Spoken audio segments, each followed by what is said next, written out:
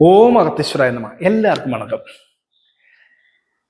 ഒരാൾക്ക് ദുര്യോഗങ്ങൾ എന്തൊക്കെയാ വരിക?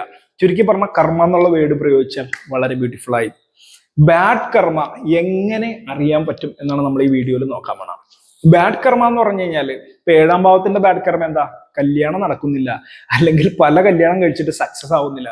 5-ാം ഭാവത്തിന്റെ ബാഡ് കർമ്മ എന്ന് പറഞ്ഞാൽ എന്താണ്? കുട്ടികളില്ല, സന്താനങ്ങളില്ല, അല്ലെങ്കിൽ സന്താനങ്ങൾ ഓപ്പോസിറ്റ് ആയി മാറുന്നു. 2-ാം ഭാവത്തിന്റെ ബാഡ് കർമ്മ സമ്പത്തില്ല, പ്രശ്നങ്ങൾ. 4-ാം ഭാവത്തിന്റെ വീടില്ല, വാഹനമുള്ള ഒന്നുമില്ല. 10-ാം ഭാവത്തിന്റെ ബാഡ് കർമ്മ തൊഴിലില്ല, തൊഴിൽ പ്രശ്നം. ഇങ്ങനെ ബാഡ് കർമ്മകള് എങ്ങനെ തിരിച്ചറിയാൻ പറ്റും? എങ്ങനെ അതിന് പരിഹാരം? അപ്പൊ നമ്മൾ തിരിച്ചറിയാനുള്ള കാര്യങ്ങൾ ഈ വീഡിയോയിൽ നമ്മൾ നോക്കുന്നുണ്ട്. അതിനു മുമ്പ് ഫസ്റ്റ് ടൈമാണ് ഈ ചാനൽ നിങ്ങൾ കാണണമെങ്കിൽ ഈ ചാനൽ 350-ൽ പരം വീഡിയോസ് ഉണ്ട്. അതിൽ 100-ൽ പരം വീഡിയോസ് കേരള അസ്ട്രോളജിയിലെ പ്രധാനപ്പെട്ട ഗ്രന്ഥങ്ങൾ ഉൾക്കൊണ്ടുകൊണ്ട് ഹോരാശാസ്ത്രം, ദശാദേയി, ഫലദീവിയ മുതലായിട്ടുള്ള ഗ്രന്ഥങ്ങളെയൊക്കെ ഉൾക്കൊണ്ടുകൊണ്ടുള്ള ശ്ലോകങ്ങൾ ഉൾപ്പെട്ടിട്ടുള്ള പല വീഡിയോകളാണ്. അതുകൂടാതെ തന്നെ കുറെ വീഡിയോകൾ തമിഴ് അസ്ട്രോളജിയിലെ വളരെ പ്രധാനപ്പെട്ടിട്ടുള്ള ടിപ്സുകളും വളരെ പ്രധാനപ്പെട്ടുള്ള ഐഡിയകളും കേരള ചാനലിൽ, മലയാളം ചാനലിൽ തന്നെ അധികം ആരും പറയാത്തായിട്ടും മറ്റു തരത്തില് ഒക്കെ പറയുന്ന തരത്തിലുള്ള അവരുടേതായ രീതിയിൽ പറയുന്ന പല ടിപ്പുകളും ഞാൻ തമിഴ് അസ്ട്രോളജിയിലെ എൻ്റെ പല ഗുരുക്കന്മാരും പറഞ്ഞിട്ടുള്ള ടിപ്പുകളായി തന്നെ നിങ്ങളെ കൊണ്ട് ക്ലിയർ ആയിട്ട് മനസ്സിലാവുന്ന രീതിയിൽ പഠിപ്പിക്കുന്ന വീഡിയോകളുണ്ട്. അതുകൊണ്ട് ഫസ്റ്റ് ടൈം നിങ്ങൾ ചാനൽ കാണുകയാണെങ്കിൽ ഈ ചാനൽ ഒത്തിരി പൊട്ടൻഷ്യാലിറ്റി ആയിട്ട് നിങ്ങളുടെ ആസ്ട്രോളജിയുടെ പഠിക്കേണ്ട വളരെ സീക്രട്ട് ആയിട്ടുള്ള കാര്യങ്ങൾ, തിഥിശൂന്യം, മുടക്ക് രാശി, യോഗീകരണം, ചന്ദ്രലഗ്നം പ്രത്യേക രീതിയിൽ കാണുന്ന വിധം, ഇന്ദു ലഗ്നം കാണുന്ന വിധം, ഇങ്ങനെ കുറെ സംഭവങ്ങൾ ഈ ചാനലിലുണ്ട്. നാഡി ജ്യോതിഷം വരെ ഈ ചാനലിൽ പല വീഡിയോസും ഞാൻ ടച്ച് ചെയ്തിട്ടുണ്ട്. മുന്നത്തെ വീഡിയോ കാണുക, ഭൃഗുനാദി, ഭൃഗുനന്ദി നാഡി, എങ്ങനെയാണ് നാഡിയെ എടുക്കേണ്ടത്, ഇങ്ങനെ പല വീഡിയോകളുടെ ഇടയിലായിട്ട് പലതും പറഞ്ഞുകൊണ്ട് ജൈമിനി അസ്ട്രോളജി, ഇതെല്ലാം. അപ്പൊ നിങ്ങൾക്ക് ഇത് ഇനി ആവശ്യമുണ്ടെങ്കിൽ ഓരോരോ സെഗ്മെന്റ് ആയിട്ട് ഞാൻ വീഡിയോ ചെയ്യുന്നതാണ്.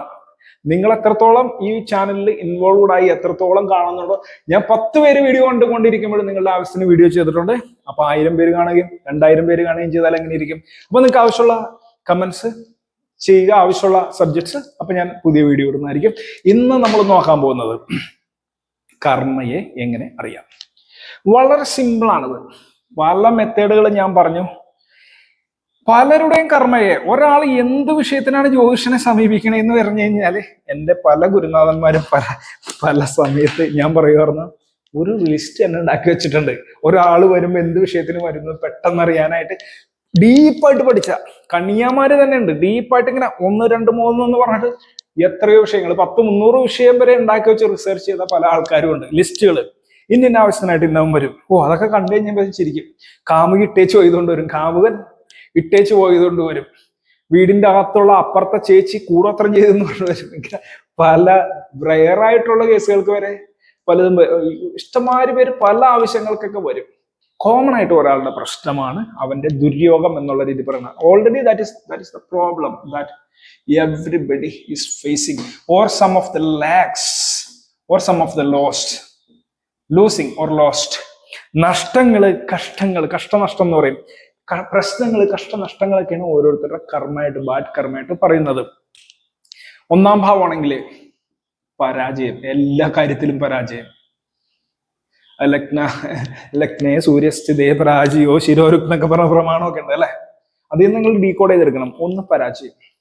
2ാമത് ധനമില്ല, സാമ്പത്തിക പ്രതിസന്ധി. 2-ാം ഭാവം പോയാല് 3-ാം ഭാവം പോയി കഴിഞ്ഞാൽ വഴക്ക്, സഹോദരന്മാരായിട്ട് വഴക്കാണ്, കാണുന്ന ഫ്രണ്ട്സായിട്ട് വഴക്കാണ്, എവിടെ നിന്ന് സഹായം കിട്ടാത്ത അവസ്ഥ വരും. 4-ാം ഭാവം വന്നു കഴിഞ്ഞാൽ സ്വത്ത് പ്രശ്നം, വീടില്ലാത്ത അവസ്ഥ. ചുരുക്കി പറഞ്ഞ വീടില്ല, വാഹനമില്ല, വസ്തുവില്ല, ദാരിദ്ര്യം എന്നും കൂടി പറയാം. 5-ാം ഭാവം സന്താനം പ്രശ്നം. സന്താന പ്രശ്നം ഒരു ഭാഗത്തേക്കാണുമ്പോ തന്നെ തേപ്പ് എന്ന് പറയും.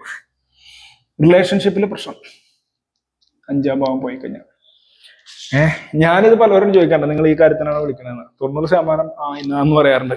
അത് കണ്ടുപിടിക്കാനായിട്ട് ഒരു മെത്തേഡും കൂടിയുണ്ട്. സന്താന പ്രശ്നം വെക്കാണ്ട് തന്നെ കണ്ടുപിടിക്കാം. 6-ാമത്തെ വിഷയം എന്താ? ശത്രുദോഷം. ഈ ചുരുക്കി പറയാനണ്ട, ഒരു 300 ലിസ്റ്റ് ഉണ്ട് എൻ്റെ കയ്യില്. നിങ്ങൾക്ക് പെട്ടെന്ന് മനസ്സിലാവാൻ വേണ്ടി പറയണ. ശത്രു ദോഷം, രോഗം, ഇത്. 7-ാം ഭാവം ഭാര്യ, കുടുംബ പ്രശ്നം, ദാമ്പത്യ പ്രശ്നം. കച്ചവടം നടത്തുന്നവർക്കാണെങ്കിൽ കസ്റ്റമേഴ്സ് ഇല്ല. പ്രശ്നം. ബിസിനസ് ആണെങ്കിൽ ചെറിയ ബിസിനസ് നഷ്ടം, ബിസിനസ് ലോസ്. അടുത്ത 8ാം ഭാവം അപകടം, മരണം. ആരുടെയെങ്കിലും മരണം മൂലം നഷ്ടം, അപകടങ്ങള്, മാറാരോഗങ്ങള്. ഇത് 8ാം ഭാവത്തിൽ വരും. പിന്നെയുണ്ട് അപവാദം, പെട്ടെന്നുള്ള ധനനഷ്ടം. ഈ സ്റ്റോക്ക് മാർക്കറ്റ് അതിലൊക്കെ കയറി ഗ്യാംബ്ലിങ് എടുത്തിട്ടുള്ളത്. 9ാം ഭാവമാണെങ്കിൽ ഇത് ഭയങ്കര ഒരു പ്രത്യേക ഇതുള്ളതാണ്. ശാപങ്ങൾ കിട്ടും. ആരുടെയെങ്കിലും ശാപങ്ങള്. ഹയർ ലെവൽ ഓഫ് വിദ്യ തടസ്സം. പിന്നെ ഏറ്റവും പ്രശ്നം ഇത് വരുന്നത് രാഷ്ട്രീയ പ്രശ്നങ്ങൾ. സമൂഹം തന്നെ ശത്രുവായി മാറും. സമൂഹം തന്നെ ഇവർക്കെതിരായി മാറും. രാഷ്ട്രീയ പാർട്ടികൾക്കുള്ള പ്രശ്നങ്ങൾ, മതപരമായ സംഘടനകളെ ഏർപ്പെട്ടിട്ടുള്ള പ്രശ്നങ്ങൾ. ഒരു സമൂഹം തന്നെ ഓപ്പോസിറ്റായി മാറൂലേ, ആ ഒരു അവസ്ഥ ഇതില് 9ാം ഭാവം. 10ാം ഭാഗം തൊഴില് പ്രശ്നം, തൊഴിലാളികൾ പ്രശ്നം. എന്ത് കച്ചവടം നടത്തിയിട്ടും രക്ഷമാണ്, പ്രശ്നം മാത്രമല്ല നഷ്ടം. 10ാം ഭാവം പോയി കഴിഞ്ഞാൽ ഒരു തൊഴിലും ഉറക്കെയുള്ള മൊത്തം നഷ്ടം. 11ാം ഭാവം എന്ന് പറഞ്ഞാൽ ഇൻവെസ്റ്റ്മെന്റ് ലോസ് ആണ് കേട്ടോ. ഇൻവെസ്റ്റ്മെന്റ് മണി പെട്ടെന്ന് ലോസ് ആവാം. അതുപോലെ തന്നെ ബാങ്കിൽ കൊണ്ടുവന്ന പണം നിക്ഷേപിച്ചിട്ട് ലോസ് വരാം. സൊസൈറ്റിയിലൊക്കെ കൊണ്ടുവന്ന് നിക്ഷേപിക്കൂലേ, ഇതൊക്കെ ലോസ് ആവാം. ഹയർ എക്സ്പെക്ടേഷനിൽ കൊണ്ടുവന്ന് എന്ത് ചെയ്തിട്ടും അത് ലോസ് ആവുന്നതാണ് 11ാം ഭാവത്തിലുള്ള നഷ്ടം. 12ാം ഭാവം എന്ന് പറഞ്ഞു കഴിഞ്ഞാൽ കിടപ്പിലാവുക. ഈ കിടപ്പല്ല, ഇത് പെട്ടെന്നുള്ള കിടപ്പാണ്. ഇത് കിടപ്പിലാവുക, രോഗിയാവുക. ഈ പറഞ്ഞ ഏത് കാര്യത്തിന് വേണ്ടിയിട്ടും കണ്ടിന്യൂസ് ആയിട്ട് നഷ്ടം വരിക. ധനനഷ്ടം, വ്രയം എന്ന് പറഞ്ഞാൽ തീരാത്ത ധനനഷ്ടം വേണമെങ്കിൽ 12ാം ഭാവം കൊണ്ട് എടുക്കാം. അതേപോലെ അപഗതി എന്ന് പറഞ്ഞാൽ വഴിയേറ്റി സഞ്ചരിക്കുക, റോങ് ആയിട്ട് സഞ്ചരിക്കുക. ആണുങ്ങളാണെങ്കിൽ വഴിയേറ്റി സഞ്ചരിക്കുക, പെണ്ണുങ്ങളാണെങ്കിൽ വഴിയേറ്റി സഞ്ചരിക്കുക, നാട് കടത്തപ്പെടുക. ഇത് ഭാവം നല്ലാണെങ്കിൽ വിദേശത്തൊക്കെ പോയിട്ട് നന്നാവും, അല്ലെങ്കിൽ നാട് കടത്തപ്പെടുക, കുഴപ്പങ്ങൾ വരിക. ഇപ്പൊ ഏകദേശം പെട്ടെന്നുള്ള പ്രശ്നങ്ങൾ ഞാൻ പറഞ്ഞു. അപ്പൊ പല ആളുകളുടെയും കുഴപ്പം എന്താണെന്നറിയാവോ? 7ാം ഭാവത്തിന്റെ പ്രശ്നം നോക്കിയിട്ടായിരിക്കും സക്സസ് ആവണില്ല, വിവാഹം തന്നെ സക്സസ് ആവണില്ല. ഞാൻ കഴിഞ്ഞ ദിവസമൊക്കെ ഓൺലൈൻ കൺസൾട്ടേഷൻ നടത്തിയപ്പോ കണ്ടപ്പോ തന്നെ പറഞ്ഞു, 2 കല്യാണം കഴിച്ചിട്ടുണ്ടല്ലേ. നോക്കാൻ വിളിക്കണവർ പറയണത് എന്താണെന്നറിയോ? സ്വാമി മോളുടെ കല്യാണം ഒന്ന് ആവണം നോക്കണം. ഞാൻ നോക്കി കഴിഞ്ഞപ്പോ 2 കല്യാണം കഴിഞ്ഞില്ലേ, 3ാമത്തെ അല്ലേ നോക്കുന്നത്. ആ സ്വാമി ഒരെണ്ണം കഴിഞ്ഞു ശരിയായില്ല, 2ാമത്തെ നോക്കുന്നു. ഇങ്ങനെ. ഇത് കാണുമ്പോൾ തന്നെ അറിയാൻ പറ്റും. കാര്യം എന്താ? ഏത് പൊട്ടനായിട്ടുള്ള ആൾക്ക് അറിയാൻ പറ്റും. നിങ്ങൾക്ക് എന്റെ ഇത് ചാനൽ കണ്ടു തന്നെ പഠിച്ചാൽ അറിയാൻ പറ്റും. ജ്യോതിഷം പഠിക്കുന്നേക്കാളും കൂടുതൽ അറിയാൻ പറ്റും. 7ാം ഭാവം പോയി, 5ാം ഭാവം പോയി. ഞാൻ പക്ഷെ ഇത് കടുകട്ടിയായിട്ട് പറയാറില്ല കേട്ടോ. ഇതിങ്ങനെ ഭയങ്കര വേദനിപ്പിക്കുന്ന രീതിയിൽ ഞാൻ ഫലം പറയുന്ന പരിപാടി എനിക്കില്ല. ഒരു വളരെ ദോഷഫലങ്ങൾ വളരെ നൈസായിട്ട് പറയും, നല്ല ഫലങ്ങൾ ബൂം ചെയ്ത് പറയും. 2 തരത്തിൽ പറയാം. ജ്യോത്സ്യന്മാരുണ്ട്, ഓളെ ഡിപ്രസ്ഡ് ആക്കാൻ വേണ്ടി കല്യാണം കഴിച്ചിട്ടില്ല അല്ലേ, രക്ഷയില്ല, ജീവിതം പോക്കാ, ഇനി ഒരു പെണ്ണും നിനക്ക് കിട്ടില്ല. അതുപോലെ തന്നെ മോളുടെ കാര്യം പോക്കാണല്ലോ, വലിയ പൂജകൾ നടത്തണം, ഒരു 50,000 അല്ലെങ്കിൽ 1,00,000 രൂപ വരും. കാരണം 7ാം ഭാവം പോയി. ഇവളുടെ ജാതകത്തില് ഭർത്താവ് വാഴില്ല. 1 അല്ല 2 കല്യാണം നടക്കേണ്ടി വരും. ഇപ്പൊ 2 ഡിവോഴ്സായ സ്ഥിതിക്ക് 3ാമത് ശരിയാക്കണമെങ്കിൽ വലിയൊരു പൂജ നടത്തിയാൽ മതിയാകും. ഇത്തരത്തിൽ ഞാൻ പറയാറില്ല എന്തായാലും. എന്നാലും ആൾക്കാർ വന്നിട്ട് സ്വാമി പൂജയോ ചെയ്യുമോ എന്ന് ചോദിക്കുക. എന്താണെന്ന് എനിക്കറിയാൻ പാടില്ല. എന്റെ ഒരു എനർജി കണ്ടിട്ടാണോ പൂജാരി ആയതുകൊണ്ടാണോ എന്ന് അറിയില്ല. അപ്പൊ 7ാം ഭാവം. 5ാം ഭാവം സന്താനമില്ല, ക്ലച്ച് പിടിക്കണല്ല എന്ന് പറഞ്ഞാൽ കൺസീവ്ഡ് ആവുന്നില്ല, പ്രശ്നങ്ങൾ. ഇതൊക്കെ ചിലവർ ആട്ടുന്ന പ്രശ്നം. 5ാം ഭാവം തന്നെ കാണുമ്പോൾ അറിയാൻ പറ്റും പ്രശ്നം നടക്കുന്നില്ല. 5ാം ഭാവം നോക്കിയിട്ട് കുഴപ്പമാണ്, നടക്കുന്നില്ല. ഇതെങ്ങനെ ഒറ്റയടിക്ക് അറിയാനായിട്ടുള്ള ടിപ്പാണ് പറഞ്ഞാ. നിങ്ങൾ നോക്കിക്കോട്ടാ. ഇത് വളരെ സിമ്പിൾ ആയിട്ട് പല ആംഗിളില് നോക്കുമ്പോൾ അറിയാൻ പറ്റുന്ന. ഇത് മാത്രം വെച്ചുകൊണ്ട് പറയാൻ പറ്റില്ലട്ടാ. മനസ്സിലായില്ലേ? ഇത് മാത്രം വെച്ചുകൊണ്ട് തന്നെ അങ്ങോട്ട് പറയണമെന്ന് വെച്ചാൽ പറ്റില്ല. എങ്കിലും കാരണം അതെങ്ങനെ പറയണെന്നൊക്കെയുള്ള പല വീഡിയോ ഉണ്ട്. പലരും ഇത്രയൊക്കെ വെച്ചിട്ടും പലരും പറയണ്ട. അതുകൊണ്ടാണ് ഞാൻ പറഞ്ഞ ശനി, രാഹു, കേതു, ഗുളികൻ, ചൊവ്വ. ഇതാണ് നിൽക്കണമെങ്കിൽ നിങ്ങൾക്കിത് പോക്കാണ് എന്ന് വേണമെങ്കിൽ പറയാം, ചുമ്മാ പറയാം. ഉദാഹരണം, ഏഴാം ഭാവത്തില് ഈ ഏഴാം ഭാവം എന്ന് പറഞ്ഞു കഴിഞ്ഞാൽ ലഗ്ന മുതൽ എണ്ണുമ്പോൾ ഏഴാം ഭാവത്തിൽ ശനി നിൽക്കണമെങ്കിൽ പറയാം കല്യാണം ഡിലേ ആവും, വൈകും. അല്ലെങ്കിൽ കല്യാണം കഴിച്ചിട്ട് അത് സക്സസ് ആവില്ല, ഒരു സുഖാവില്ല, മന്ദനാണ്, കുഴപ്പം വരാനുള്ള സാധ്യതയുണ്ട്. വിചാരിച്ച കൂട്ടുള്ള ഒരു ലൈഫിൽ റിലേഷൻഷിപ്പിൽ വിചാരിച്ച മാതിരിയുള്ള ഒരു ഇന്റിമസി കിട്ടണമെന്നില്ല എന്ന് പറയും. കാരണം പാപഗ്രഹം ഇങ്ങനെയല്ല പറയണം. പാപഗ്രഹം നിന്നാലും അടിപൊളിയായിട്ടുള്ള വിവാഹ ജീവിതം ഉണ്ടാവും. അത് നല്ല ക്ഷേത്രത്തിലൊക്കെ നിൽക്കണമെങ്കിൽ.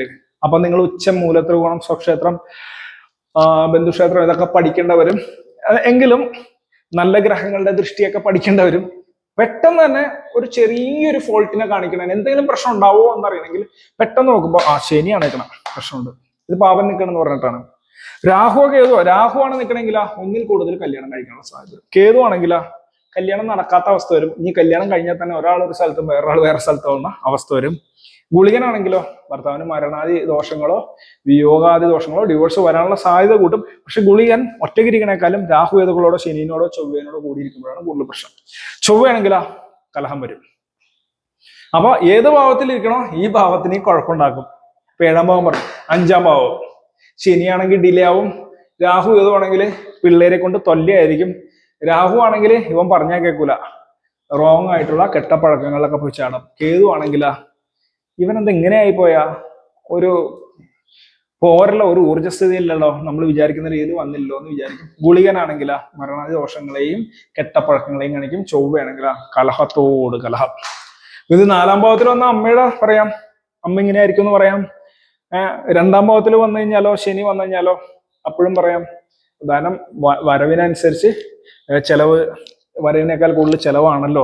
രാഹുവേതുകൾ വന്നു കഴിഞ്ഞാൽ ധനസ്ഥാനം പോക്കാണല്ലോ, വായെടുത്ത് വളച്ചു കഴിഞ്ഞാൽ കുഴപ്പം കുറ്റമുള്ള പറയണത്, അല്ലെങ്കിൽ നിങ്ങളെ കുറിച്ച് അവാദം പറയണല്ലോ എന്നൊക്കെ സിമ്പിളായിട്ട് പറയാം. വളരെ ഈസി ആയിട്ട് പറയാവുന്ന സംഭവമാണ്. എന്നിട്ട് ഇത്രയും തന്നെ മനസ്സിലാക്കിയിട്ട് വേണമെങ്കിൽ നിങ്ങൾക്ക് ഒരു ജ്യോതിഷനെ പോലെ ബലം പറയാം. എന്നിട്ട് പറഞ്ഞു വരുമ്പോ ഒക്കും ഇല്ലേ, എവിടെയൊക്കെയാണോ ഈ ഗ്രഹങ്ങൾ നിൽക്കണ അത് മാത്രം പറഞ്ഞാൽ മതി. 4 നിൽക്കുക. സപ്പോസ് ഒരു കളം വരച്ചിട്ട് ഞാൻ പറയാം, ഇങ്ങനെയൊന്നും അല്ലട്ടോ ബലം പറയേണ്ടത്. ഞാൻ പറഞ്ഞ എത്രയോ ഡയമെൻഷൻസ് നോക്കിയിട്ടാണ് നമ്മൾ ക്ലിയർ ആയിട്ട് നമ്മുടെ ബലം അറിയാൻ പറ്റുള്ളൂ. ഇത് വെച്ചിട്ട് നിങ്ങൾ നിങ്ങളുടെ ബലം പറഞ്ഞാൽ നിങ്ങൾ ഡെസ്പറേറ്റ് ആവും ഡീപ്പായിട്ട്. പക്ഷെ വന്നവരുടെ ബലം പറയാനായിട്ട് പെട്ടെന്ന് സാധിക്കും. കാരണം ആളുകൾ നിങ്ങളുടെ നോക്കാൻ പറഞ്ഞാൽ എന്തെങ്കിലും ഒരു പ്രശ്നം ഉണ്ടായിട്ടാ. പ്രശ്നമില്ലാത്തവൻ നോക്കാൻ പറയുന്നത് റെയർ ആയിരിക്കും. എന്തെങ്കിലും പ്രശ്നം ഉണ്ടാകുമ്പോഴാണ് നോക്കാൻ വരുന്നത്. അത് ആദ്യം മനസ്സിലാക്കുക. അപ്പൊ ഇതിൽ ഏതെങ്കിലും ഉണ്ടാവും. ലഗ്നം മേഷ ലഗ്നം എന്ന് വിചാരിക്കാം. അങ്ങനെയാണ് മേഷലഗ്നത്തിന് 2 ചൊവ്വ, 7 ശനി, അല്ല 7 കേതു, ലഗ്നത്തില് രാഹു, 10 ശനി വേണ്ട, 10 വേറെ എന്താ ഗുളികൻ, ഇങ്ങനെ നിൽക്കുന്ന അവസ്ഥ. ശനി എന്നിട്ട് 4 ഇങ്ങനെ വരുമ്പോ പറയാം ശാരീരിക പ്രശ്നങ്ങള്, ഭാര്യ ഇട്ടേച്ചു പോയി അല്ലെങ്കിൽ ഭാര്യ കുഴപ്പം. രണ്ടാം ഭാവത്തില് ധനം വരവൊന്നുമില്ല, ഭയങ്കര കഷ്ടപ്പാടും ദാരിദ്ര്യമാണ്, കടം വരാൻ സാധ്യതയുണ്ട്. 4 വീടും കുടുംബമൊക്കെ ഉണ്ടാകാൻ സാധ്യത, വാടകയ്ക്കൊക്കെ ആയിരിക്കും താമസിക്കുന്നത്, അല്ലെങ്കിൽ വീട് വരാനായിട്ട് താമസം എടുക്കും. 10ാം ഭാവം തൊഴിലൊക്കെ പ്രശ്നമായിരിക്കും. കേന്ദ്രങ്ങള് ഇന്റർ കണക്ടറാ. കേന്ദ്രങ്ങളെ കുറിച്ച് വേറൊരു വീഡിയോ പിന്നീട് ചെയ്യാം. ഇത്തരത്തിൽ പ്ലെയിൻ ആയിട്ട് നിങ്ങൾക്ക് വളരെ ക്ലിയർ ആയിട്ട് പറയാനായിട്ട് സാധിക്കും. അപ്പോ ഈ വഴിപാട് നടത്തുന്നതിന്റെ ലോജിക്ക് ഞാൻ മുന്നേ പറഞ്ഞിട്ടുണ്ടായിട്ടോ ഒരു വീഡിയോയിൽ. എന്തിനാണ് വഴിപാട് നടത്തണോ വേണ്ടയോ എന്നൊക്കെ പറഞ്ഞിട്ടുണ്ടായിരുന്നു. ഇനി ഞാൻ വീണ്ടും പറയുന്നുണ്ട്, ഇത് തമിഴ് അസ്ട്രോളജിയിൽ മെയിൻ പറഞ്ഞുകൊണ്ടിരിക്കുന്ന സംഭവമാണ്. തമിഴന്മാരും മിക്കവാറും പറയുന്നത്, ഞാൻ പറയുന്നുണ്ട്, ഞാനൊരു ഹാഫ് തമിഴാണെന്ന് ഞാൻ എപ്പോഴും പറയാറുണ്ട്. തമിഴ്സ് എപ്പോഴും പറഞ്ഞുകൊണ്ടിരിക്കുന്ന സംഭവമാണ് വഴിപാട് നടത്തണോ അതോ ഭാവാൽ പരിഹാരങ്ങൾ ചെയ്യണോ എന്നുള്ളത്. അപ്പൊ നിങ്ങൾക്ക് കൂടുതൽ സമയം പോണോണ്ട് നേരത്തെ പറഞ്ഞ 2 വീഡിയോ തന്നെ ലെങ്ത് ആയി പോയതുകൊണ്ട് ഈ വീഡിയോ ഞാൻ ഇവിടെ വെച്ച് വൈൻഡപ്പ് ചെയ്യണം. ഏതൊരു സ്ഥാനത്ത് എന്തൊക്കെ പ്രശ്നം ഉണ്ടാവും ഞാൻ സിമ്പിൾ ആയിട്ട് പറഞ്ഞു. ഇത്രയൊന്നുമല്ല, ആയിരക്കണക്കിന് പ്രശ്നമുണ്ട് ഞാൻ ലിസ്റ്റ് ചെയ്ത് വെച്ചിട്ടുണ്ട്. ഒരു സ്റ്റഡി എന്നുള്ള രീതിയിൽ മനുഷ്യർക്ക് വരാവുന്ന പ്രശ്നങ്ങൾ ലിസ്റ്റ് ചെയ്ത് കഴിഞ്ഞാൽ ആയിരക്കണക്കിനാണ്. ചുമ്മാ ആ സമയം ഒരു സൈക്കോളജിയിൽ ഒരു PG ഉള്ള ഒരാളെന്നുള്ള നിലയ്ക്ക്, ആ സമയം എക്കണോമിക്സിൽ ഒരു PG ഉള്ള ആളെന്ന നിലയ്ക്ക്, I was A teacher, BEd ഉള്ള ഒരു ടീച്ചർ എന്നുള്ള നിലയ്ക്ക് ഞാൻ ഇതെങ്കിലും ലിസ്റ്റ് ചെയ്ത് വെക്കും, ആളുകളെ പഠിപ്പിക്കേണ്ട ഒരു അവസ്ഥയിൽ അല്ലെങ്കിൽ സ്വയം റിസർച്ച് ചെയ്യേണ്ട അവസ്ഥയിൽ. അപ്പൊ ആയിരക്കണക്കിന് പ്രശ്നങ്ങൾ ആളുകൾക്കുണ്ട്. സൈക്കോളജിയിലെ ഒരു കൺസെപ്റ്റ് തന്നെയാണ് പ്രോബ്ലം സോൾവിംഗ് എന്ന് പറഞ്ഞ ഒരു ഒരു ബുക്ക് തന്നെയുണ്ട് പ്രോബ്ലം സോൾവിംഗ് എന്ന് പറഞ്ഞിട്ട്. അതെങ്ങനെയൊക്കെ ഒരാളുടെ പ്രോബ്ലം സോൾവ് ചെയ്യാൻ പറ്റും എന്നുള്ളത്. പ്രോബ്ലം തന്നെയാണ് പ്രശ്നം. അപ്പൊ ഞാൻ പറഞ്ഞു പോണത്, ഒരാളുടെ വേറൊരുത്തരുടെ പ്രശ്നം അവിടെ കാണുമ്പോൾ അറിയാൻ പറ്റും. അതെങ്ങനെ കാണുമ്പോൾ അറിയാന്നൊക്കെ നമുക്ക് വേറെ വീഡിയോ ചെയ്യാം. വളരെ ഇൻട്രസ്റ്റിംഗ് ആയിട്ടുള്ള സബ്ജക്റ്റാണ്. കർമ്മ കാണുമ്പോൾ തന്നെ അറിയാം. സംസാരം കേൾക്കുമ്പോൾ ഏത് ഗ്രഹത്തിന്റെ കാരകത്വമാണെന്നൊക്കെ അറിയാം. ഇതൊക്കെ വീണ്ടും വീണ്ടും പുതിയ വീഡിയോകളായിട്ട് വരും. അപ്പോൾ ഇന്നേക്ക് ഇത്രയുള്ള എല്ലാവർക്കും ഒരിക്കൽ കൂടി വണക്കം. നമുക്ക് അടുത്ത വീഡിയോ അടുത്ത ദിവസം. ഓം അഗസ്തീശ്വരായ നമഃ.